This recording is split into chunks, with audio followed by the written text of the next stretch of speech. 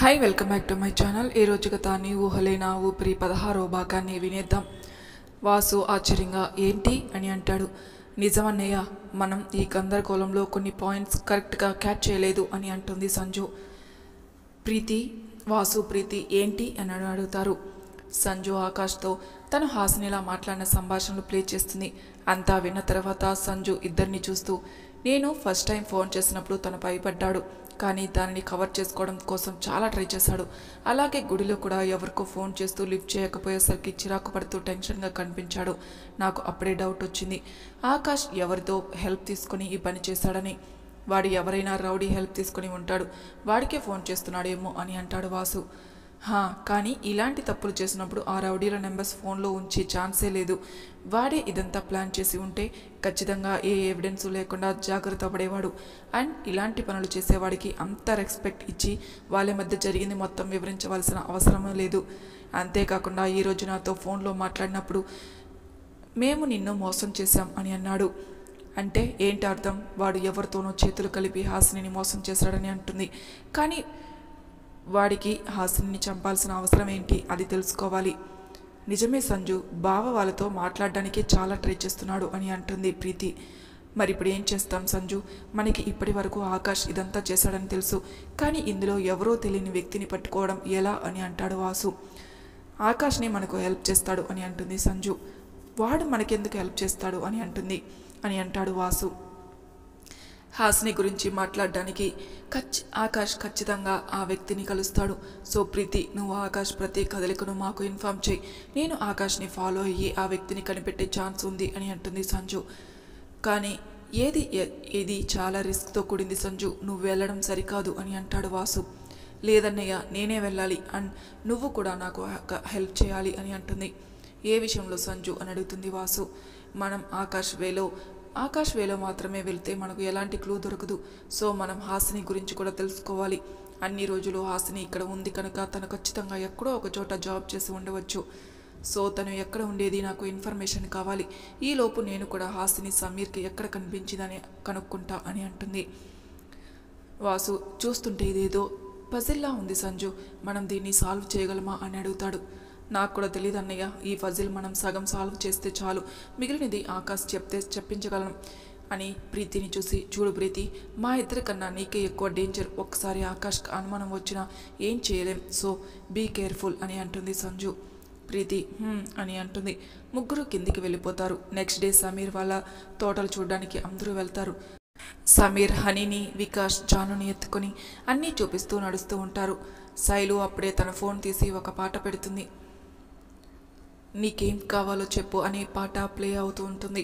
సమీర్ హనీతో, వికాస్ జానుతో చిన్నగా స్టెప్స్ వేస్తూ ఉంటే పిల్లలు అటు ఇటు గెంతుతూ వాళ్ళ చుట్టూ తిరుగుతూ ఉంటారు. వాసు వాళ్ళ డ్యాన్స్ని ఫోన్లో వీడియోస్ తీస్తూ ఉంటాడు. సంజు రాఘవ గారి పక్కనే నించుని వాళ్ళని నవ్వుతూ చూస్తుంది. రాఘవ సంజు భుజం చుట్టూ చెయ్యి వేసి గుండెలకు హత్తుకొని వాళ్ళని చూస్తూ ఉంటారు.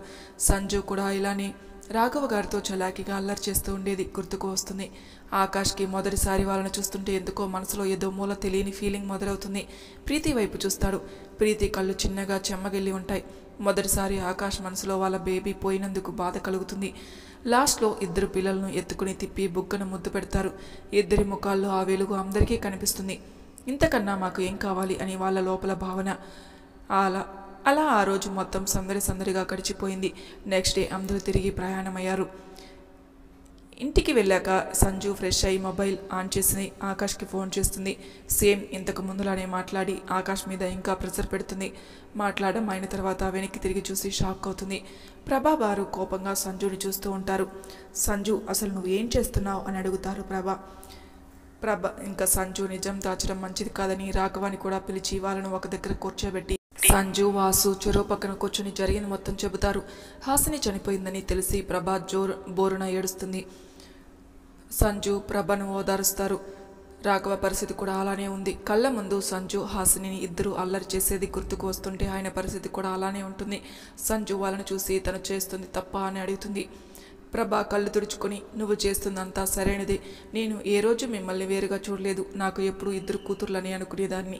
అలాంటి పిల్లను అలా చేస్తారు అనుకోలేదు. నువ్వు ఏం చేసినా మేము నీకు తోడుగా ఉంటాం అని అంటుంది. సంజు సంతోషంగా ప్రభాను హత్తుకుని థ్యాంక్స్ చెప్తుంది. మేము రేపు వెళ్ళి జానకిని అత్తయ్యని ఇంటికి తీసుకొని వస్తామని చెబుతారు ప్రభ. సంజు సరే అని చెప్పి వెళ్ళిపోతుంది. నెక్స్ట్ డే సంజు ఆఫీస్కి తిరిగి వస్తుంటే ప్రీతి కాల్ చేస్తుంది. సంజు లిఫ్ట్ చేసి ఏంటి ప్రీతి అని అంటుంది. సంజు బావ పబ్కి కంగారుగా ఎవరికో కలవడానికి వెళ్ళాడు, అడ్రస్ చెప్తుంటే నేను విన్నాను అని చెబుతుంది ప్రీతి. సరే అని ఫోన్ పెట్టేస్తుంది సంజు. సంజు ప్రీతి చెప్పిన ప్లేస్కి వెళ్తుంది. ఆఫీస్ నుంచి వెళ్తున్న సమీర్ సంజు పబ్ ముందు బైక్ ఆపడం చూసి కార్ ఆపి సంజు వెనకే వెళ్తాడు. సంజు తన ముఖాన్ని స్కార్ఫ్తో కప్పుకొని పబ్లోకి వెళ్తుంది. చుట్టూ చూస్తూ ఉంటుంది. ఒక మూలకి ఒక టేబుల్ దగ్గర ఆకాష్ వెయిట్ చేస్తూ ఉంటాడు. సంజు ఆకాష్ని చూసి వెళ్ళి అక్కడే ఆకాష్ని దగ్గరగా ఉన్న టేబుల్ పక్కన చైర్లో కూర్చొని ఆకాష్ని గమనిస్తూ ఉంటుంది. సంజు వెనకే సమీర్ కూడా వస్తాడు, కానీ సంజుని చూడడు. ఒక చివరకు ఆకాష్ కనిపించేసరికి ఆకాష్ దగ్గరికి వెళ్తాడు. సంజు చుట్టూ చూస్తూ సమీర్ ఆకాష్ దగ్గరికి రావడం చూసి షాక్ అయిపోతుంది. మనసులో ఇదేంటి సమీర్ ఇక్కడికి వచ్చాడని అనుకుంటూ తన ఫేస్ మొత్తం చున్నీతో కవర్ చేసుకుంటూ ఉంటుంది. సమీర్ని చూడగానే ఆకాష్కి మాట పడిపోతుంది. వెంటనే తన మొబైల్ తీసుకుని ఎవరికో ఏదో మెసేజ్ చేసి సమీర్ని చూసి ముఖానికి నవ్వు పులుముకొని నువ్వేంట్రా ఇక్కడ అని అడుగుతాడు. సమీర్ ఆకాష్కి ఎదురుగా ఉన్న చైర్లో కూర్చుంటూ ఏం లేదురా, సంజు ఇక్కడికి కనిపిస్తే ఇలా వచ్చాను అని చెబుతాడు. సంజు ఆ మాట విని చచ్చాను, ఇప్పుడు ఆకాష్ నన్ను చూస్తే నా ప్లాన్ మొత్తం వేస్ట్ అవుతుంది అని తల పట్టుకుని కూర్చుంటుంది. ఆకాష్ ఆశ్చర్యంగా సంజునా, తను ఇక్కడికి ఎందుకు వస్తుంది అని అంటాడు. అదే కదా నాకు అర్థం కానిది, ఇందాక కనిపించింది, తీరా ఇక్కడికి వచ్చి చూస్తే కనిపించలేదు అని అంటాడు సమీర్. నువ్వేదో పొరపడి ఉంటావు అని అంటాడు ఆకాష్. అంతే అంటావా, సరేలే కానీ నువ్వేంటి ఇక్కడ అని అడుగుతాడు సమీర్. అది ఫ్రెండ్ రమ్మంటే వచ్చాను అని చెబుతాడు ఆకాష్. నాకు తెలియని ఫ్రెండ్ ఎవరున్నారా అని అడుగుతాడు సమీర్. అది ఆఫీస్లో ఫ్రెండ్ అయ్యారా, వస్తానన్నారు, ఏదో కొన్ని ఉందంట, రావడం లేదు అని చెప్పారు అని కవర్ చేస్తాడు. సంజు వాళ్ళ మాటలు వింటూ అబ్బా అబద్ధాలు మంచినీళ్ళు తాగినంత తేలిగ్గా చెబుతున్నాడు అని అనుకొని సమీర్కి దొరకనందుకు రిలాక్స్ ఫీల్ అయ్యి ఆ పక్కనే ఉన్న గ్లాసులో వాటర్ తీసుకొని కుటకుట తాగేస్తుంది. గ్లాస్ పక్కన పెట్టి చీ ఈ నీళ్ళేంటి ఇలా ఉన్నాయి అనుకొని వాళ్ళు ఏం మాట్లాడుకుంటున్నారో అని వింటూ ఉంటుంది. కానీ ఇంతకుముందు తాగిన వాటర్ బాగుందని మళ్ళీ ఇంకో గ్లాస్ తీసుకొని తాగుతుంది. ఆకాష్ కొంచెంసేపు సమీర్తో మాట్లాడి ఇంకా వెళ్దామని అంటాడు. సమీర్ కూడా సరే అని ఆకాష్తో బయటికి వస్తాడు. ఆకాష్ తన కార్ తీసుకుని అక్కడి నుంచి వెళ్ళిపోతాడు. సమీర్ కార్ లాక్ తీద్దామని చూసేసరికి తన పాకెట్లో కార్ కీస్ లేకపోయేసరికి ఇందాక ఆకాష్తో మాట్లాడుతూ కార్ కీస్ అక్కడే మర్చిపోయిన విషయం గుర్తుకు వస్తుంది. మళ్ళీ పబ్లోకి వెళ్ళి కీస్ తీసుకుని వెళ్తూ వెనక ఏదో మాటలు వినిపిస్తూ గుర్తుపట్టి వెనక్కి తిరిగి చూస్తాడు. అక్కడ సంజు ఎవరినో చితక్కొడుతూ ఉంటుంది. సమీర్ వెళ్ళి వెనక నుంచి సంజు చేయి పట్టుకుని ఆపుతాడు. సంజు సమీర్ ముఖం చూడనందువల్ల సమీర్ చేయి కొరికేస్తుంది. సమీర్ వెంటనే తన చేతిని వెనక్కి తీసుకుని ఔచ్ కొరికేసింది అనుకుని చేయిని చూసుకొని సంజు ముందుకు వెళ్ళి అతనితో ఏం జరిగింది అని అడుగుతాడు. నేను డ్రింక్ ఆర్డర్ చేసి ఫోన్ వస్తే మాట్లాడడానికి వెళ్ళొచ్చాను. వచ్చి చూసేసరికి ఈ సిస్టర్ అని సంజుని చూపిస్తూ ఆ డ్రింక్ తాగేశారు. నేను వద్దని చెబితే అది వాటర్ నాకు తెలుసు అని అన్నారు. నేను వాటర్ కాదని లాక్కుంటే ఇదిగో ఇలా కొట్టింది అని చెబుతాడు. సంజు కోపంగా అదిగో మళ్ళీ వాటర్ కాదంటున్నావు అని అతని మీదకు వెళ్ళబోతూ సమీర్ ఆపి అనేసరికి సైలెంట్గా నోటి మీద వేలు పెట్టుకుని కూర్చుంటుంది. సమీర్కి అతని అవతారం చూసి నవ్వు వస్తుంటే ఆపుకుంటూ సారీ అని ఆ డ్రింక్ నేను మనీ పే చేస్తానని అంటాడు. అయ్యో నా బాధ డ్రింక్ గురించి కాదు సార్, ఆడపిల్ల కదా, ఇక డ్రింక్ చేసి ఎవరికంటే అయినా పడితే ప్రాబ్లం, పైగా ఇక్కడ అందరూ ఉన్నారు అందుకే అని అంటారు అతను. సమీర్ థ్యాంక్స్ అని అతనికి మనీ ఇచ్చి సంజుని తీసుకుని కాదు లాక్కొని బయటికి వస్తాడు. సంజు తులుతూ బేబీ నాకు ఆ వాటర్ కావాలి అని అడుగుతుంది. సమీర్ ఆశ్చర్యంగా బేబీనా అని అంటాడు. నువ్వు నా బేబీవి కదా అని అంటుంది సంజు. బహుశా నేను తన లవర్ని అనుకుంటుంది కాబోలు. ఇదే కరెక్ట్ టైం తన గురించి తెలుసుకోవాలని. అలాగే అయితే ఇది చెప్పు, నా పేరేంటి అని అడుగుతాడు. పిచ్చి బేబీ, నీ పేరు నీకు తెలీదా అని అంటుంది తూలుతూ కార్ని అనుకుని సంజు. నువ్వు చెబితే విందామని అని అంటాడు సమీర్. చెబుతా కానీ నాకు ఆ వాటర్ కావాలి అని అంటుంది సంజు. సమీర్ చేత్తో తల బాదుకుంటూ ఎటు తిరిగి మళ్ళీ అక్కడికే వస్తుంది అనుకుంటాడు. సంజు సమీర్ తల కొట్టుకోవడం చూసి అయ్యో ఎందుకు కొట్టుకుంటున్నావు బేబీ అని సమీర్ చేతిని పట్టుకుని చూస్తుంది. ఏం లేదు ఇంటికి వెళ్దాం పదా అని సంజుని కారులో కూర్చోబెడతాడు సమీర్. సంజు సీట్ బెల్ట్ పెట్టుకోవడానికి అవ్వకపోతుంటే సమీర్ హెల్ప్ చేస్తాడు. సంజు కారులో తిన్నగా కూర్చోకుండా అవి ఇవి కదుపుతూ ఉంటుంది. సమీర్ సంజు చేసే పిచ్చి చేష్టాలు చూస్తూ నవ్వుతూ ఉంటాడు. అప్పుడే సమీర్ చూపు సంజు చేతి మీద పడుతుంది. సంజు చేతి మీద పచ్చబొట్టు వేసి ఉన్న పేరుని చూసి షాక్ అయి సడన్గా బ్రేక్ వేస్తాడు. సంజు సమీర్ని చూసి ఏంటి బేబీ నీకు కారు నడపడం రాదా అలా ఆపేశావు అని అంటుంది. సమీర్ సంజు చేతిని పట్టుకొని పచ్చబొట్టుని సంజుకి చూపిస్తూ ఇదేంటి అని అడుగుతాడు. నీ పేరే బేబీ అని అంటుంది సంజు. అది నా పేరు, నీ చేతి మీద ఏంటి అని అడుగుతాడు. నీ పేరు మాత్రమే నా చేతి మీద ఉంది బేబీ, కానీ నువ్వు ఇక్కడ అని తన గుండె మీద చెయ్యి వేసుకుని ఉన్నావు అని అంటుంది. సమీర్కి ఏమర్థం కాక ఏంటి సంజు ఇలా అంటుంది, నిజంగా సంజు ప్రేమిస్తుంది నన్నా లేక తను ప్రేమించిన వ్యక్తి పేరు కూడా ఇదేనా అని ఆలోచిస్తూ సంజుని చూసి మన ఫస్ట్ మీట్ ఎప్పుడు జరిగింది అని అడుగుతాడు. 5 ఏళ్ల క్రితం రోడ్డు మీద బేబీ అని అంటుంది. వాట్, 5 ఏళ్ల క్రితంనా అనుకుని సంజు నువ్వు నన్ను కలిసిన దగ్గర నుంచి అంతా చెప్పు అని అడుగుతాడు సమీర్. ఒకసారి నువ్వు బైక్ మీద వెళ్తుంటే ఒక అమ్మాయి డాష్ ఇచ్చింది, తర్వాత తనే నీతో టెంపుల్లో గొడవ పడ్డ గుర్తుందా అని అడుగుతుంది సంజు. రౌడీ అని అంటాడు. ఆ రౌడీని నేనే అని అంటుంది సంజు. సమీర్ ముందు షాక్ అయినా సైలెంట్గా ఉంటూ ఉంటాడు. సంజు సమీర్ని కాలేజీలో చూసిన దగ్గర నుంచి సమీర్ని పబ్లో కలిసింది ఆకాష్ గురించి, ఆకాష్ తనకు చేసిన మోసం గురించి మొత్తం చెబుతుంది. సంజు చెబుతున్నది వింటుంటే సమీర్ పిడికిలు బిగుసుకుంటాయి. సంజు ఆశ గురించి చెబుతూ పెద్దగా ఏడ్చేస్తుంది. సమీర్కి సంజు ఏడుపు చూస్తే గుండెలు పిండేసినట్లయి సంజుని గుండెలు కత్తుకొని ఓదారుస్తాడు. సంజు అంతా చెప్పి సమీర్ని చూస్తూ అలా అక్క కోసం నా ప్రేమను నాలోనే సమాధి చేసుకున్నాను బేబీ. ఆ ఆకాష్ నాతో ప్రవర్తించిన తీరు కల్లో కూడా నన్ను వదలలేదు కాదు. ఎంత వేదన అనుభవించానో తెలుసా. నువ్వు నా వాడివి కాదు అంటే చచ్చిపోవాలనిపించేది, కానీ హాసినికి ఇచ్చిన మాట నన్ను బ్రతికించింది. నిన్ను నీ మీద నేను పెంచుకున్న ప్రేమను నా మరణం వరకు మరవలేనని నాకు అర్థమైంది.